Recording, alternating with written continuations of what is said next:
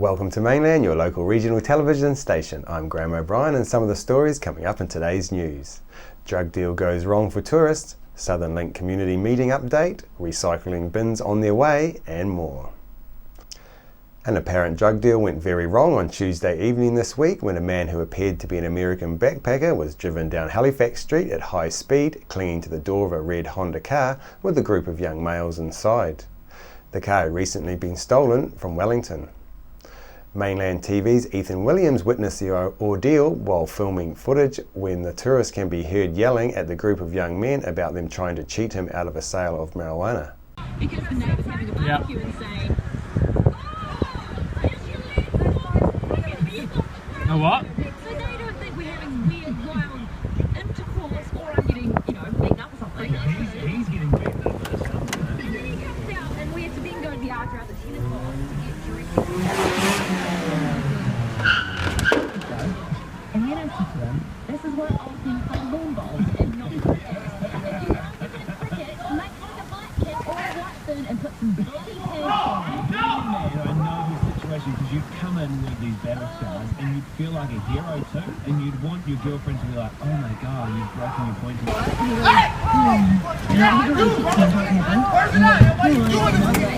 Why are you doing this like this? Yes, Really? You're trying to treat me for weed? That's fucked! I now know what noise Bryce makes when he's making love, and it's.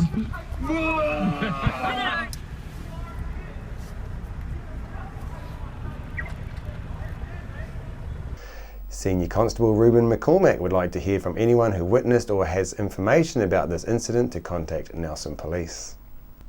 One could be forgiven for wondering if last week's heavy flood-causing rain had visited a Nelson Street overnight on Tuesday evening after a water main had burst on the city's Bridge Street, leaving the street flooded and parked cars surrounded by water.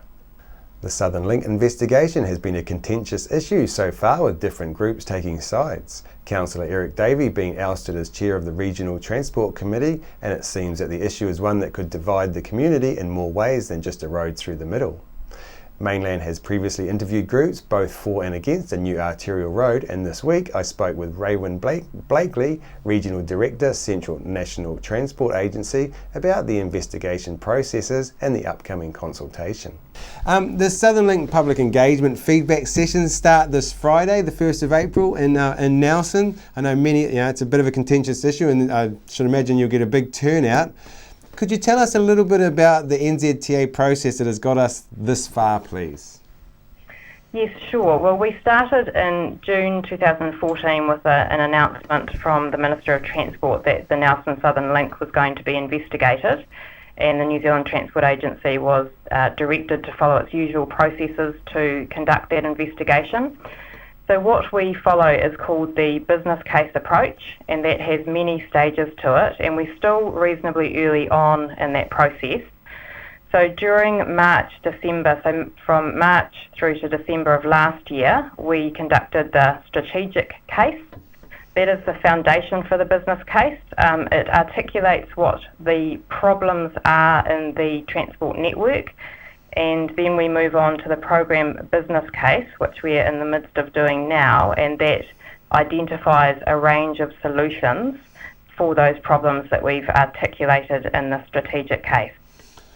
Okay, great. And looking at our transport system, there's a few problems there that the NZTA has come up with? Yes, so there are stakeholders involved in both the strategic case and the early phase of the program business case, and we work with them to identify what the problems are in transport language. And the problems that we've articulated are twofold. The first is the form and function of Nelson's 2 arterial corridor results in congestion and delays. And the second is that the substandard infrastructure on Rocks Road, which is part of the coastal path, is constraining growth in walking and cycling activities. So we then also look at the benefits of solving those problems, and there are 3 main benefits that would be achieved if we can find solutions to those problems. They would be reduced journey times, which means people get from A to B quicker and spend less time in congestion. improved safety for walking and cycling modes of travel, which makes those modes more attractive, and then improved tourism, active transport and recreational activities on Rocks Road would be the third benefit. Okay, great. Yeah, just one more question, we'll move on. I mean, the delays you're talking about are pretty minimal, are they not, compared to the other cities in the country? Well, it's always relative, and what we find is that people living in an area compare their experience to what their expectations are and what they used to have available to them. So if journey times are getting longer, people find that a negative experience. But as you say, the congestion that people are experiencing in Nelson may be quite minimal compared to what people are experiencing in Wellington or Auckland. And the way that we address problems throughout the country is to make sure that we are profiling the extent of that congestion on a national basis and making sure that where the money from the public fund that we administer, which is called the National Land Transport Fund, is spent to the best benefit for the whole of New Zealand. So Right. we do, rank problems and make sure that the money is spent to the best benefit. This project is different in that this is a Crown-funded project. So, as I said, the Minister in 2014 identified this as something that this government would like us to look at and give consideration to. And so we'll be reporting back, and it'll be partly in our own processes through the Transport Agency, but we then will give advice to the government, and they will ultimately make the decision about whether there's sufficient justification for the solutions that we put forward and whether there's funding available to move forward with whatever those solutions are. Sure, thanks. Okay, we could go on for ages, but we'll move along. Thanks, Raywin, for that, for outlining the process so far where we got to here. What are from this feedback that you're going to get on these in these sessions that are coming up? What's the objectives that NZTA will go away with that feedback? What's the point of it all? Well, community consultation is very important as part of the business case process. We are really aware that people living in an area have much more detailed experience and understanding of how the network operates, and their views are very important to us finding the right solution and making sure that the solution is going to solve the problems which we've identified. So we've got a feedback form that's part of the engagement booklet, and we've tried to find as many ways as possible for people to engage with us and give their feedback. So they can do that online, they can do that on the feedback form and post it into us. They can drop into one of the 4 sessions that we have and talk to our project team one-on-one and give them feedback, or take away a form and fill that in later. Sure. They can also email us, and what we'll do with all of that feedback is summarise it all, collate it all, and it'll feed into which of the approaches we recommend as the one that we should progress to solving these problems. And the feedback won't be the be-all and end-all of deciding which approach to take. Obviously, there's other factors like cost, safety, resilience. That means how well it would withstand different weather events and earthquakes. There's a whole lot of other factors that we'll also take into account. Sure. But the feedback will be one of those factors, and it's really important that people take the opportunity and make sure their views are heard if they feel strongly about what the future of the network should look like for their community. Yeah, I was just going to say, I mean, the way you put it there, it's very, very important that people let you know what they think should happen in their community. Yeah, absolutely. So we've identified 3 main approaches, but we are open to the fact that the community may come up with a different approach, and that we would assess that as well and make sure we look at whether there's anything that we haven't thought of in this process so far. Yeah. And the main approaches that we've put into the summary booklet that we are distributing is making the most of the existing network. So are there ways that we can enhance the existing network and make it more available for peak capacity? Yeah. The second approach is to widen the existing arterials. That would probably see clearways required, and that would obviously see the state highway stay on Rocks Road. And the third approach is looking for a new arterial route, which could be what people know as the Southern Link route, or it could be another option that's put forward. And then, as we say, there may be other ideas that the public have, and that we're really keen to hear those.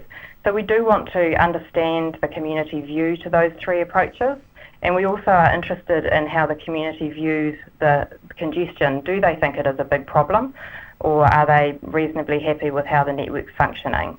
Great. That's also important to where we go to from here. All right, thanks very much. And just one more. So after you've done your business case, you've got the feedback. What are the next steps after this feedback? These feedback sessions. So as I say, we collate it all, and there'll be a bit of work in that, and then we will form it into a report, and that'll go through the Transport Agency's internal processes, and we'll also be reporting back to the government, the Minister of Transport, and seeking guidance on where to from there. So it's likely at that point we will have identified a preferred option, and that we'll be seeking guidance on where we go to from there, and then we'll obviously come back to the community once we're clear on what the next steps are. And so by the second half of this year, we would expect to have completed the program business case, made that report to government, and be waiting for further direction from the government on where to from here.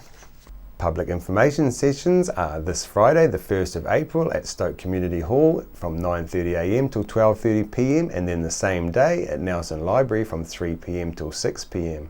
Saturday the 2nd of April at Nelson Library from 10:30am to 1:30pm, and Saturday the 9th at Richmond Library 10am till 1pm.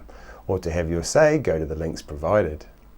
Our favourite caver, Kieran Mackay, is currently involved in putting together a 30-minute doco about the search for our longest cave. We have for you a little taste of what is to come from our local cave system on Mount Owen. Started back in the 60s. These guys and women worked so hard to get here. And basically, they've handed the project on to us.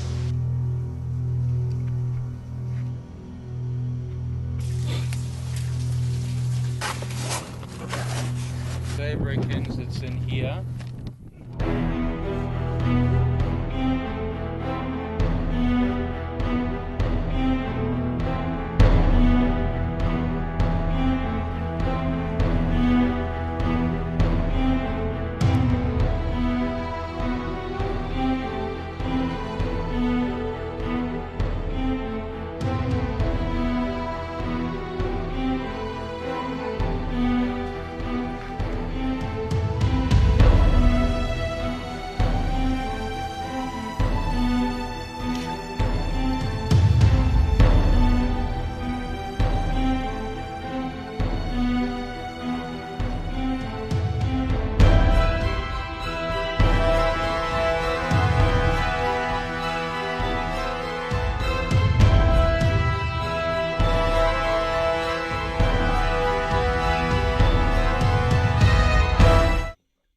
New Nelson recycling bins are on their way, so I went to the council and spoke to Nelson City Councillor Gail Noonan, who is on the Committee for Works and Infrastructure, about what we need to know about the new arrivals.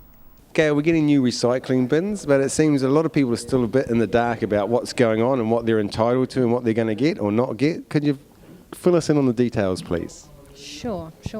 I've had a few people come up to me still confused about what they're going to get, what they need to do. So I'll do a little run through here for you. This is the current bin, which is a 60 litre bin, and that will be in future for glass alone. So once the big bins or the smaller bins are delivered, this will be glass only.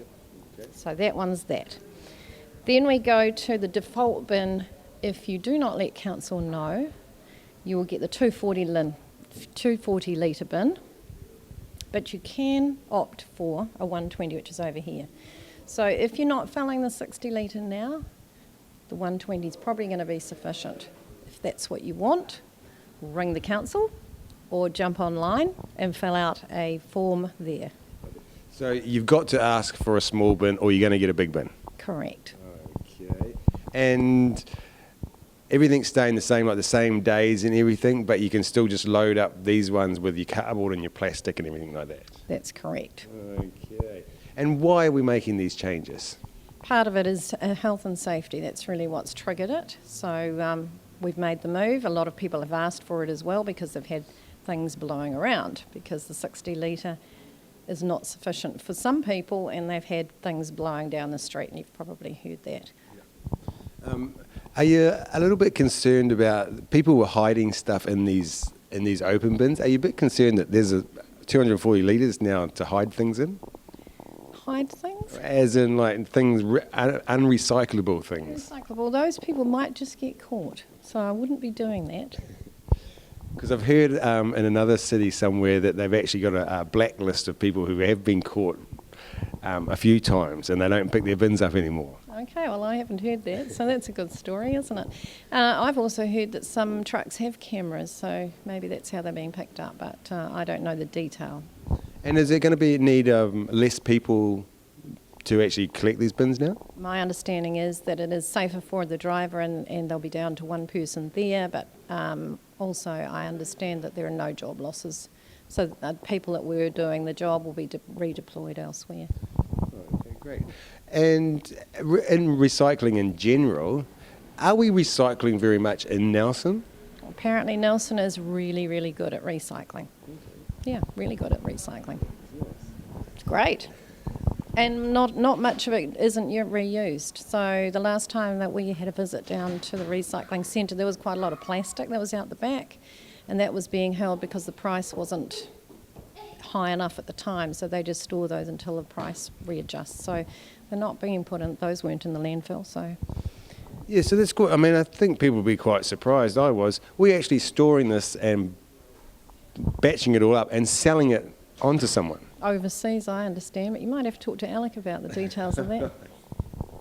Yeah, I wouldn't mind. It's quite interesting, I think. Gail, thanks very much for your time, and we'll let you know if anyone asks us any more questions. It's okay, and just to wrap up, they need to let the council know before the 8th of April if they want to opt for the 120. And when are they actually all being rolled out? End of the year, probably October, November. After the break, we'll bring you the latest weather update and some events and happenings coming up from around the region. Hi there, Julian Toon, Waimea Telecommunications. We install and maintain domestic and commercial satellite TV, UHF Freeview and Mainland TV installations in the Nelson, Tasman regions. We specialise in Panasonic telephone systems and provide communications, Wi-Fi, IT and wiring for internet, fibre, computers and DSL systems. At Waimea Telecommunications, we also provide specialist electronic systems for features such as a security camera you can watch on your TV, visitor alert systems and much more. Improve your security and communication and entertainment today. Call us on Waimea Telecommunications on 021 472297, ytel.co.nz. Nelson Tire Center. Great prices, great service. Buy your own Bryford trailer. All types, all sizes. See Colin Douglas for your tires and batteries. Are you looking for a scooter, walker, wheelchair, baby seats or pushchairs? Then come in and see the Nelson Region Specialist at Mobility for You, 269 Queen Street, Richmond, opposite the library. We have a huge selection of scooters, walkers, wheelchairs and accessories, along with a free booklet guide. We also provide a breakdown service if you ever get a puncture or a flat battery. We have fully equipped service vans to rescue you. Hi, I'm Robin Jordan and I invite you to call in and see the friendly team at Mobility for You, 269 Queen Street, Richmond, opposite the library. Why would you want to pay as much as $1,000 for a single bed mattress when you can buy a high quality locally made mattress like this for as little as $220? And a queen size mattress could cost you in excess of $3,000, but at Nelson Beds you could have a mattress like this as low as $425. So why would you go out and spend a fortune on your child's bedroom when you can come to Nelson Beds and buy a complete single mattress and base set, a 7-drawer Scotch chest, a headboard and a 3-drawer bedside cabinet for as little as $979? So call and discuss our custom manufacturing options and local after sales service at Nelson Beds, Nelson's only bedding manufacturer. Welcome to Smugglers Pub and Cafe, open 7 days a week with free parking all day. Our lunch menus have that fat old-fashioned flavour where we treat you like treasure with the food you'll savour. We cater for children, grannies and granddads too, with special rates and privileges given to the elderly lunchtime crew. Our staff are friendly and kind and want to see you all come back time after time. Daytime or evening, it doesn't matter. Give us a call on 546 4084 and we'll be happy to spoil ya.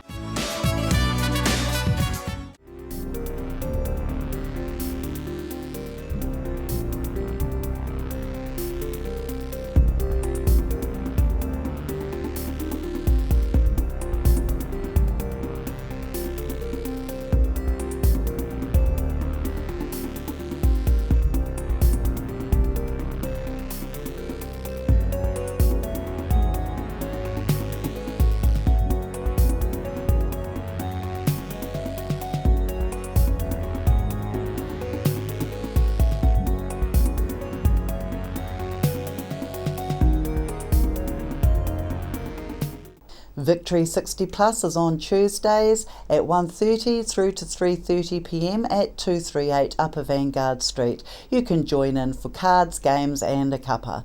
Sit and Be Fit is on at the Victory Community Centre Tuesdays and Thursdays at 10 a.m. at the Victory Community Church, 238 Upper Vanguard Street. School terms only. Fun while you get fitter, work at your level.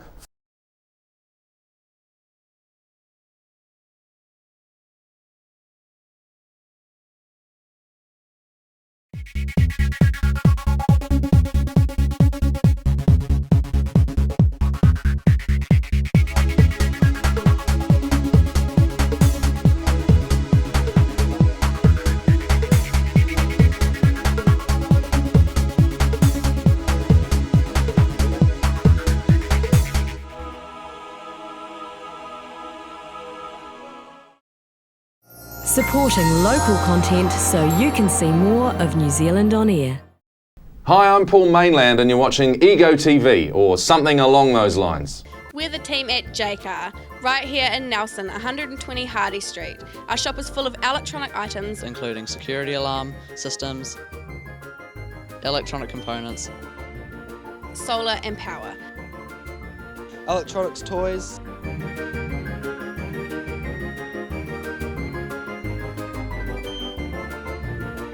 sound systems, cables and much, much more.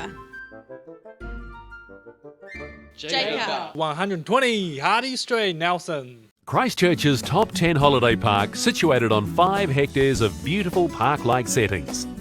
Only 5 kilometres from Christchurch town centre. 10 minutes from Christchurch International Airport and minutes away from Northlands Mall and all its facilities, including a 24-hour supermarket. And just across the road is a great variety of restaurants to choose from. Christchurch Top 10 Holiday Park has been a family-owned business for over 40 years and a proud member of the Top 10 Holiday Park Group, New Zealand's premier holiday parks chain. Our Top 10 Holiday Park is world-renowned as a family park and provides a wide range of facilities such as a heated swimming pool, bike hire, free barbecues, a jumping pillow, trampolines, a family games and TV room, and wireless internet. Accommodation options cater for a wide variety to suit all needs, from tent and camper van sites to family, luxury and corporate motels. And to make life easy for wary travellers, we even have a drive-through camper van check-in. At our Top 10 Holiday Park, we even provide housing solutions for earthquake-damaged houses and help with insurance approval. Come visit the Christchurch Top 10 Holiday Park, one of New Zealand's premier holiday parks, and experience all that Canterbury and Christchurch have to offer, right on our doorstep. Christchurch's amazing Top 10 Holiday Park. Top experience, always. Meadow Park, located on Cranford Street near the main North Road, Christchurch. World War I was a defining period in our history, impacting greatly on the lives of people from the Nelson province. Memories of the First World War is an exhibition which will be displayed in a number of regional venues and is currently on at the Nelson Provincial Museum.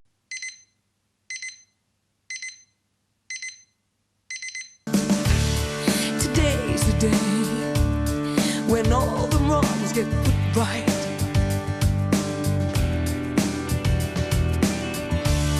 Back in their place when everything was so tight.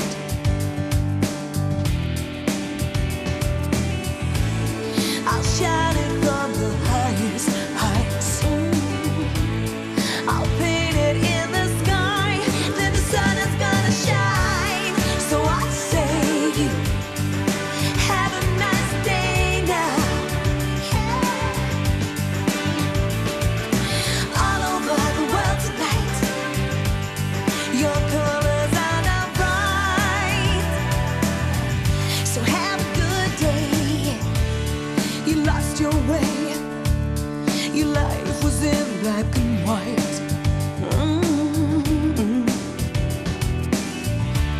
At the rainbow's end, you found the strength there to fight.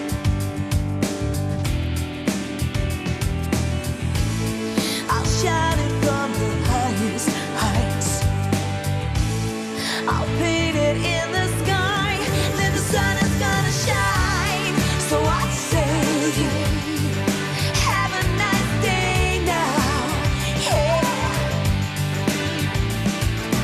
All over the world tonight, your colors are now bright. So have a good day. So I say, have a nice day now. Yeah. All over the world tonight, your colors are now bright. So have a good day.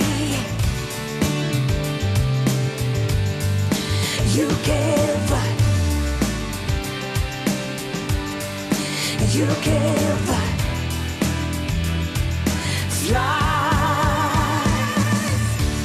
So I say, have a nice day now. Yeah. All over the world tonight, your colors are now bright. So have a good day. So I say, have a nice day now. Yeah. All over the world tonight, your colors are now bright. So have a good day.